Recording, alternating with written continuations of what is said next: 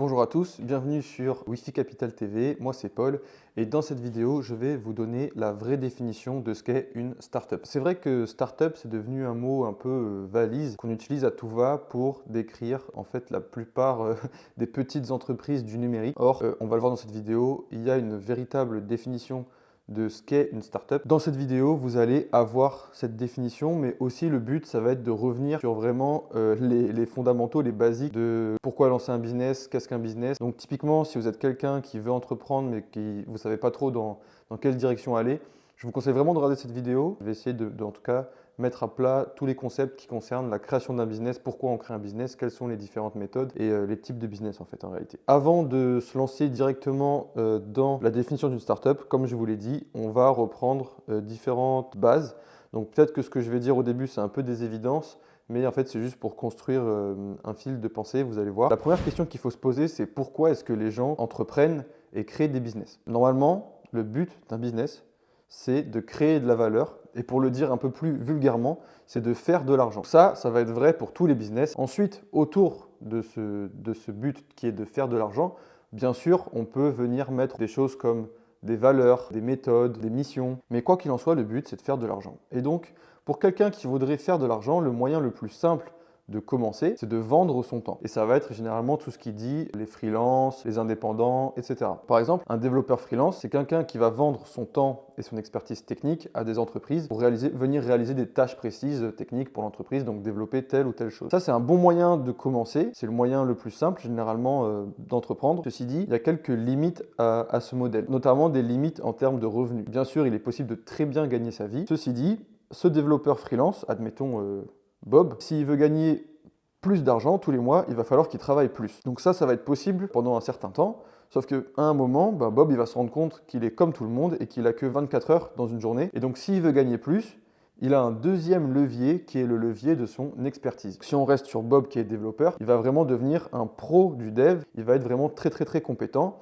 Et donc, on va le payer lui plutôt que quelqu'un d'autre et surtout, on va le payer plus cher. Il va maximiser le temps dont il dispose pour travailler le plus possible et enfin, à chaque heure où il va travailler, il va essayer de se faire payer le plus possible. Mais même en maximisant ces deux leviers, il y a bien un moment où on arrive à une limite. Donc, pour le premier levier, on l'a dit, il n'y a que 24 heures dans une journée, donc il y a un moment où il ne pourra pas travailler plus que ça. Et le deuxième problème, c'est que Bob, il est développeur freelance et même s'il devient super fort et qu'il mériterait d'être payé 10 000 € la journée, admettons, il n'y aura pas forcément, voire pas du tout, d'entreprises qui vont le payer à ce prix. Donc, il y aura un palier aussi dans le prix auquel il peut vendre son temps. C'est pour ça que en fait, la plupart des gens créent des entreprises, et non pas juste faire du freelancing, mais créer des entreprises, c'est pour faire de l'argent, on l'a dit tout à l'heure, mais le faire en décorrélant son revenu du temps qu'on passe à travailler. Et donc, pour le dire un peu plus vulgairement, les gens créent des entreprises et des business pour faire de l'argent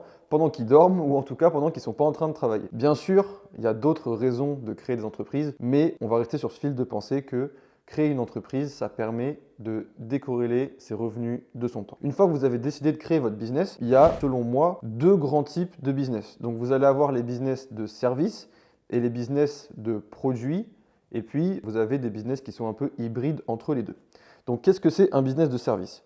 Pour illustrer ça, on va rester sur notre développeur, Bob. Donc lui maintenant c'est un super freelance, il gagne très bien sa vie. Cependant, il a épuisé tout le temps qu'il avait à disposition et puis il est au prix max auquel il peut se vendre. Mais il veut quand même gagner plus. Donc ce qu'il va faire, c'est qu'il va créer une agence de développement web.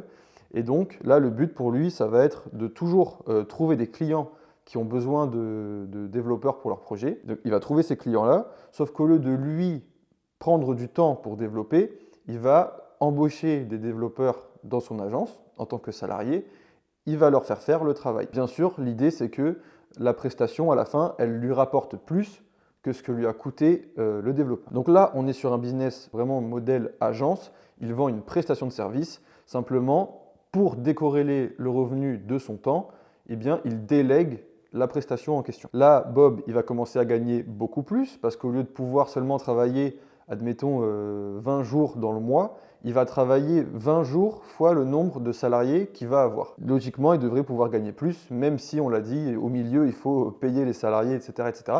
Le but, c'est qu'à la fin, il gagne plus, ou en tout cas, qu'il gagne de l'argent sans lui-même réaliser les prestations et donc voilà, il a décorrélé ses revenus de son temps. En face de ça, vous allez avoir les business qui vendent un produit. Donc par exemple Coca-Cola, ils vendent un produit, c'est des canettes de Coca. Le patron de Coca, c'est pas lui qui fabrique, c'est évident ce que je dis, mais c'est pas lui qui fabrique toutes ces canettes pour aller les mettre en magasin. Il a créé toute une entreprise pour qu'il y ait des usines qui fabriquent les Coca et ensuite que ce soit vendu. Le président de Coca-Cola, c'est pas lui qui fait tout ça. Il a décorrélé ses revenus de son temps en créant un business de produit et en commercialisant ce produit. La grande différence qu'il va y avoir entre ces business de prestation de services et ces business de type produit, c'est que les business de type produit sont beaucoup plus industrialisables. La recette du Coca, vous l'écrivez une fois et ensuite vous en produisez à l'infini, à l'infini, à l'infini. Dans le monde de la prestation, c'est beaucoup plus compliqué parce que déjà vous allez faire des prestations pour des clients différents. Donc ils vont chacun avoir des besoins différents, des attentes différentes. Chaque projet sera nouveau entre guillemets. Donc même si les meilleures agences, elles arrivent à créer des processus qu'elles vont répéter à chaque fois pour gagner du temps, si vous voulez, c'est pas comme le Coca où il y a une recette et des milliers de canettes de Coca qui sont créées. Là vraiment, quand vous êtes dans un business de prestation de service, c'est beaucoup moins industrialisable. C'est hyper important à comprendre. En fonction des différents business que vous allez créer, donc que vous soyez dans le monde de la prestation de service ou dans le monde industriel du produit, eh bien, vous n'allez pas pouvoir passer à l'échelle, on appelle ça de la même manière. Vous n'allez pas pouvoir scaler en anglais aussi facilement. Maintenant que vous avez cette subtilité en tête, qu'il y a des business qui ne peuvent pas scaler aussi vite les uns que les autres et donc qui ne peuvent pas créer autant de valeur, générer autant d'argent que les uns que les autres, ça c'est un élément qui est très important à avoir en tête pour la suite de cette vidéo, puisqu'on va tout de suite donner la vraie définition de ce qu'est une startup, une définition qui a mis un maximum de gens d'accord et notamment un maximum de personnes concernées par le monde des startups. C'est la définition de Steve Blank, donc qui est un entrepreneur et un auteur sur des sujets liés à l'entrepreneuriat, qui a dit un jour: une startup est une organisation temporaire à la recherche d'un business model industrialisable, rentable et permettant la croissance. On peut voir que dans cette définition, il n'y a pas de notion de taille d'entreprise, il n'y a pas de notion d'historique, c'est-à-dire qu'il n'y a pas de notion de temporalité. Et même si je voulais pousser le bouchon un peu plus loin, je pourrais dire qu'il n'y a pas de notion de numérique. Et donc, une startup, ce n'est pas une entreprise du numérique, ce n'est pas une petite entreprise ou ce n'est pas une entreprise qui vient de se créer, tout simplement. Pour revenir sur chaque élément de la définition, donc il dit: une startup est une organisation temporaire à la recherche d'un business model. Ça veut dire que ce sont des entreprises qui ne sont pas rentables et qui ont une organisation temporaire, c'est-à-dire une manière de fonctionner temporaire et qui vont avoir beaucoup de changements, de modifications en cours de route pour atteindre la rentabilité. Globalement, si votre entreprise, vous êtes 4 mais que vous êtes rentable, vous n'êtes pas une startup parce que vous êtes rentable. Donc vous avez trouvé votre rentabilité et votre business model qui permet la rentabilité. Et maintenant, je vais vous parler un peu du processus standard, entre guillemets, de création d'une startup. Ce que je vais vous dire, c'est pas forcément moi qui ai tout inventé, c'est même pas du tout moi. En fait, c'est sourcé du plus grand incubateur de startup du monde, en tout cas celui qui a eu le plus de succès, c'est le Y Combinator, donc un incubateur de start-up qui est basé à San Francisco. Si vous voulez un peu chercher et vous renseigner sur ce qu'ils proposent, ils ont une chaîne YouTube, Y Combinator, qui est super. D'ailleurs, le conseil numéro 1 que donne Y Combinator, c'est Build something people want. Donc, créer des choses que les gens veulent. Et pour savoir ce que les gens veulent, il faut s'intéresser aux problèmes qu'ils ont. Une fois que vous avez identifié ce problème, généralement, la plupart des startups vont créer une innovation de rupture. Donc, ça peut être soit une innovation technologique, soit une innovation d'usage. Dans le cas d'Airbnb, on est vraiment dans une innovation d'usage, parce que si on regarde le site web Airbnb, bon, c'est une marketplace digitale, une place de marché. Technologiquement, ce n'est pas très compliqué à faire. La réelle innovation, elle est d'usage, c'est-à-dire qu'avant Airbnb, personne n'aurait imaginé louer son appartement lorsqu'on s'absente, ou personne n'aurait imaginé partir en vacances chez un habitant qui n'est en l'occurrence pas chez lui. Et concernant une innovation technologique, là, c'est un peu plus facile à comprendre. Pour citer par exemple Elon Musk avec SpaceX, ils ont un peu révolutionné l'industrie spatiale en créant des lanceurs de fusées. Et ils ont drastiquement réduit les coûts pour lancer des fusées. Donc ils ont apporté une rupture technologique. Mais donc, vous avez trouvé un problème, vous y répondez avec une innovation de rupture. Maintenant, vous rentrez dans la définition de Steve Blank parce que vous avez ces deux éléments. Et du coup, votre prochaine étape, ça va être de chercher à atteindre la rentabilité et essayer de passer à l'échelle. Avant de continuer là-dessus, une petite parenthèse sur pourquoi est-ce que généralement les startups répondent à un problème avec une innovation de rupture. Pour répondre à cette question, on peut aller chercher du côté du livre Zero to One de Peter Thiel. Donc Peter Thiel, c'est quelqu'un de très influent dans la Silicon Valley, dans le monde des startups et de la tech, et c'est notamment le cofondateur de PayPal. Depuis, il a écrit plein d'essais et donné plein de conseils, etc. Et dans son livre, notamment Zero to One, du coup, ou de 0 à 1 en français, il conseille les innovations de rupture parce qu'en fait, pour lui, la vraie nature d'une entreprise, la vraie mission d'une entreprise, c'est de chercher le monopole. Parce que pour lui, un monopole sur un marché, c'est le seul moyen de véritablement créer une valeur durable. Parce que si vous ne cherchez pas à créer un monopole, ça veut dire que vous cherchez à être en compétition avec d'autres entreprises. Et généralement, la compétition, ça va être se battre pour tirer les prix vers le bas, etc., etc. Un des moyens le plus simple de créer un monopole, c'est de faire des choses que les autres n'arrivent pas à faire. C'est de venir créer une innovation de rupture. Et donc, vous arrivez avec votre innovation de rupture qui va résoudre un problème, mais le souci, c'est que ça ne va pas forcément marcher du jour au lendemain. C'est notamment un peu le problème avec l'innovation, c'est que les gens, ils ont besoin parfois de temps, d'arguments pour adopter une nouvelle technologie. Il y a une courbe sur l'adoption des technologies avec au début les early birds, donc c'est ce pote qui a toujours le dernier téléphone, la dernière techno, qui s'intéresse au dernier truc qui vient de sortir. Sauf que les gens comme ça, en réalité, c'est une minorité de personnes.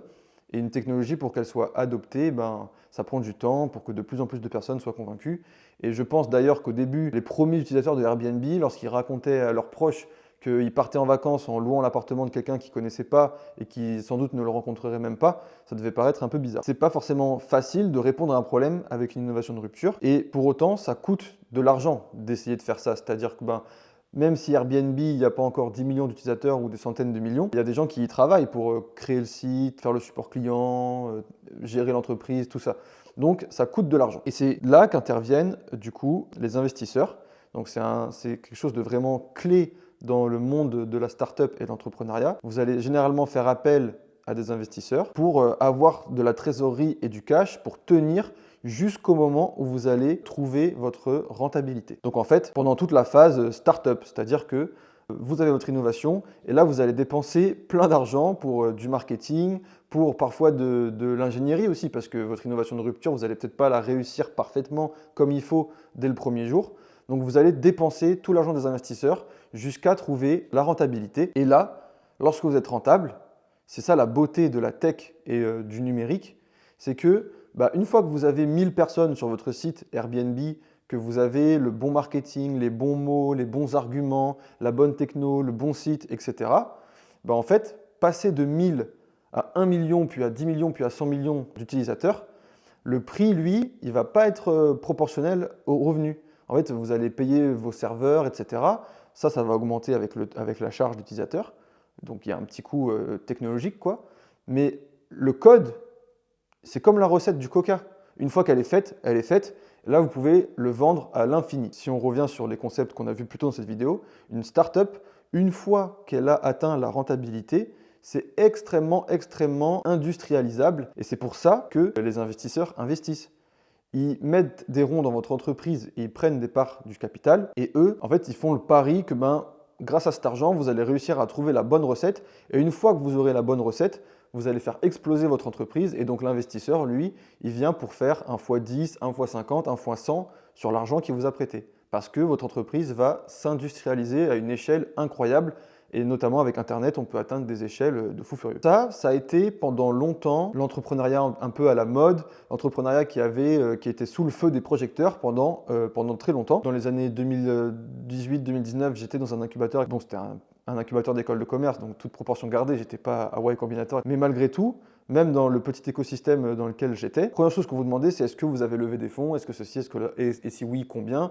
Et ceux qui avaient levé des fonds étaient généralement vraiment perçus un peu comme des stars. Tout ça, ça a duré un certain temps jusqu'à ce que le modèle startup arrive un peu à un déclin.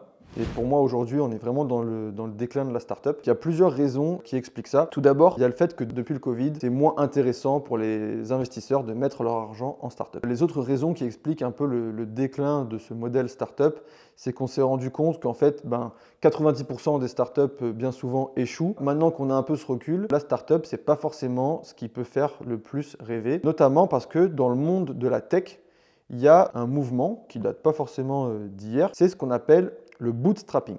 Donc pour vous donner une définition en tout cas du bootstrapping, ce serait: le bootstrapping est une approche entrepreneuriale qui consiste à créer et développer une entreprise en utilisant uniquement des ressources personnelles et les revenus générés par l'activité, sans recourir donc à des financements externes comme le capital risque, donc les investisseurs, ou les prêts bancaires importants. Donc tout simplement, en fait, contrairement à une startup où vous allez trouver un problème, y répondre avec une innovation et essayer de trouver la rentabilité, là dans le bootstrapping, votre priorité numéro 1, c'est de faire de l'argent. C'est-à-dire que, en fait, vous allez essayer de prendre le chemin le plus court et le moins coûteux vers votre premier dollar. Donc, au lieu d'essayer de lever des fonds pour cramer cet argent en marketing, etc., vous allez partir du principe que vous avez 0 $ sur le compte, ou en tout cas très peu. Et donc ça a plein d'avantages. Et moi, en l'occurrence, sur mes business, je suis beaucoup plus dans cette démarche. Aujourd'hui, donc j'ai plusieurs projets, mais il n'y en a qu'un seul qui génère vraiment des revenus et qui me fait vivre. Sur ce business-là, on n'a pas du tout levé de fonds. On a vraiment tout fait en fonds propres.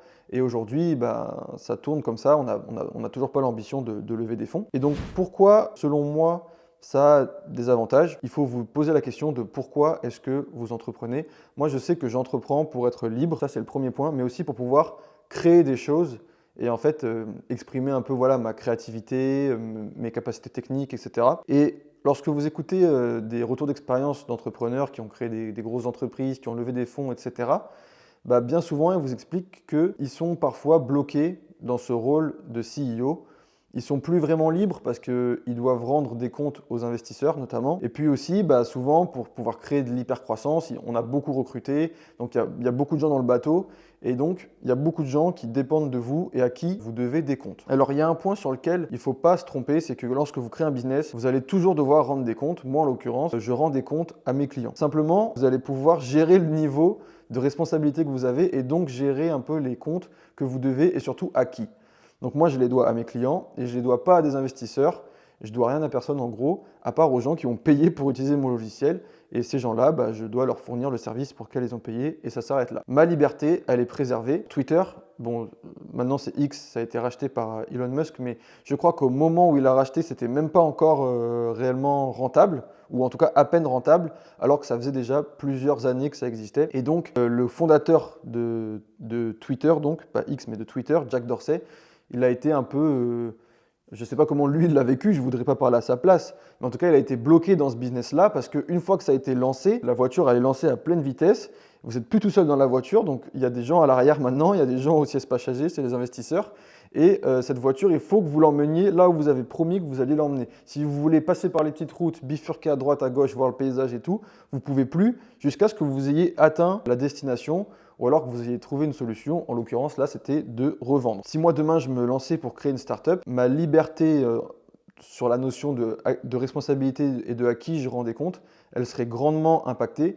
Et aussi ma liberté de me réveiller un matin et décider que je vais essayer de créer tel ou tel truc, ce ne serait pas possible parce qu'il faudrait que je me concentre sur la startup dans laquelle je me suis engagé. Aujourd'hui je suis dans cette dynamique, ça peut changer, attention, mais aujourd'hui c'est mon plan, c'est de créer plusieurs business qui font des milliers, des dizaines de milliers d'euros tous les mois, de créer une chaîne YouTube, de créer plein de choses en tout cas, qui vont être complémentaires, entre guillemets, qui vont me permettre de m'exprimer de différentes manières en gagnant bien ma vie. Pour répondre à la question, est-ce que vous devez créer une startup ou pas, en fait, ça va dépendre de ce que vous voulez faire dans la vie et ça va dépendre aussi de qui vous êtes. Est-ce que vous êtes quelqu'un qui est vraiment capable de créer une innovation? La définition de l'innovation, il n'y a pas que la notion d'ingénierie. On en a parlé vaguement pendant cette vidéo, mais avoir une idée de révolution d'usage ou une idée de révolution technologique, c'est une chose, mais il faut aussi savoir la commercialiser. Et ça, c'est vraiment extrêmement compliqué. Il faut du génie dans les deux. Les primo-entrepreneurs qui arrivent à faire ça, c'est vraiment très rare. On pense souvent à tort que, par exemple, on a les exemples de Mark Zuckerberg qui avait la vingtaine lorsqu'il, je ne sais pas à quel âge il est devenu milliardaire, mais il était très jeune. Il a quitté Harvard pour faire Facebook. On aurait tendance à croire que c'est un étudiant dans sa chambre qui a eu une idée et qui s'est lancé et ça a explosé. Mais ce qu'on dit moins souvent, c'est qu'en fait, Zuckerberg, je crois que depuis qu'il est ado, il fait des sites web en fait, et il crée ce genre de projet. Donc c'était pas du tout un primo-entrepreneur, il avait déjà un certain bagage. Après, à côté de ça, vous avez des primo-entrepreneurs qui font des startups, mais il faut quand même avoir en tête que c'est pas quelque chose qui est accessible à tous les primo-entrepreneurs. Donc moi, quelqu'un qui veut se lancer dans le business, je l'ai déjà dit dans ma première vidéo, que je vous invite à aller regarder, je vous invite à choisir un business simple Il n'y a pas de business facile, mais il y a des business simples. Et si vous voulez savoir ce que ça veut dire, il faut aller voir ma première vidéo. Mais là, la vidéo commence à durer un bon moment. Je vais essayer de conclure. Si vous êtes primo-entrepreneur, je ne vous conseille pas la startup. Je conseille de créer une startup à quelqu'un qui a déjà mis le doigt sur une innovation, qu'elle soit technologique ou d'usage, et qui est convaincu par cette innovation, et surtout obsédé par le problème que vous voulez résoudre, parce qu'il faut vraiment que ça relève de l'obsession, que ce soit une raison de vivre presque. Parce que la startup, c'est ça, vous vous lancez, vous ne savez pas pour combien de temps, et sur le papier, vous vous lancez avec des responsabilités. Donc, il vaut mieux être obsédé et très motivé à l'idée de résoudre le problème en question. Voilà, j'espère que cette vidéo vous a plu. J'espère que c'était pas trop décousu. J'ai l'impression que parfois je me suis un peu perdu dans mes idées. Si je suis totalement honnête, j'avais pas vraiment écrit de script. S'il y a des questions, si vous voulez des conseils, peut-être vous êtes un primo-entrepreneur qui veut se lancer, n'hésitez pas à les mettre en commentaire. Moi, je me ferai une joie d'y répondre. Et puis peut-être qu'il y a aussi d'autres gens qui passeront sur cette vidéo qui vous répondront. Donc posez toujours vos questions, faites vos remarques. Et puis moi, je vous dis à la prochaine sur Wi-Fi Capital TV pour d'autres vidéos d'entrepreneuriat, de tech, etc. À la prochaine!